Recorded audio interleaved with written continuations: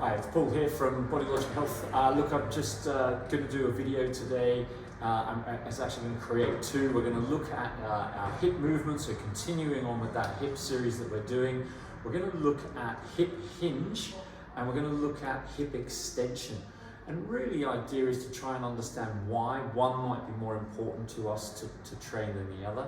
But how training a movement pattern excessively can have an effect on our hip health and our movement patterns that relate to that. And that's what we see a lot in the clinic. A lot of people coming in and those hip patterns have changed over a long period of time, and we need to change the synergy of how those muscles are working together. So I think it's really important to try and understand how your hip moves so that you do the right training, right movement patterning for you as an individual, keep your hips healthy and make sure that they can look after you. Okay, so the first pattern that we're going to look at here is the hip hinge movement pattern and how that works on your hip and what that means for you as an individual and how you're going to move and look after your hip health and running.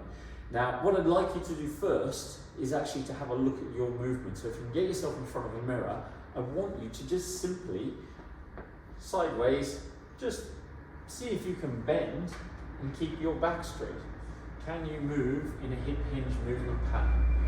So if you can, your back will stay straight and you can see the range that I'm getting to. If you can't, what you'll find is as you're bending, your back will bend and your hips will stay relatively where they are. And obviously it's trying to do that movement and avoid that movement, okay? Now, what you'll find is you might have a preference. So once we've looked at how you're moving, if you move like that, can you actually roll down and not move the hips? So do you have the ability to move both ways, or are you fairly stuck? What we're tending to find more now is that because of sitting in chairs and trying to sit upright, we don't use the backs of the chairs correctly.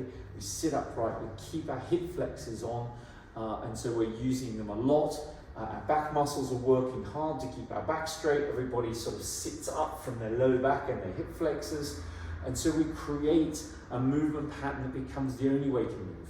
So instead of bending down to get a pen and bending and using my knees, my hips, my back together, what I tend to do is I just keep my back straight, and you get very flexible through the hamstrings and the glutes get very long, and you have a way of moving that becomes the only way you're moving. So when you're sitting, you sit that way. When you're lifting in the gym, if you're lifting in the gym, you lift that way. And that's great. If you're doing a really heavy deadlift, we can get some really good pattern and we're protecting our back and using our hips. Fantastic. But we don't necessarily want to move that way all the time. Why is that a problem? And I think that's probably the key thing here. What we've got to look at now is what's happening.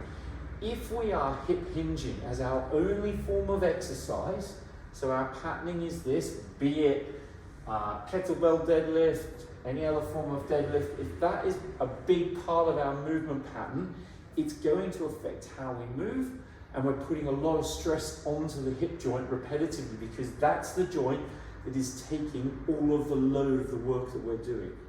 That will create more pressure at the front of the joint, exaggerated by the hip flexors being very tight and very dominant, and obviously putting pressure into the back from the back muscles being very tight into that extended position.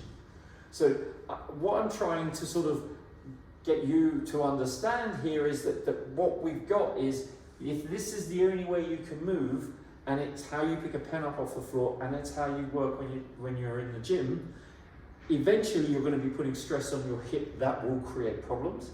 And if you're going out and you're doing sports, rugby, cricket, or you're out running, triathlons, you're not going to be very good at getting the hip extension phase, and your body is going to struggle to do that. So it's going to look somewhere else. And what we're going to look at is that back extension to become your hip extension movement pattern. The body is task focused. It will find a way to get around the problem.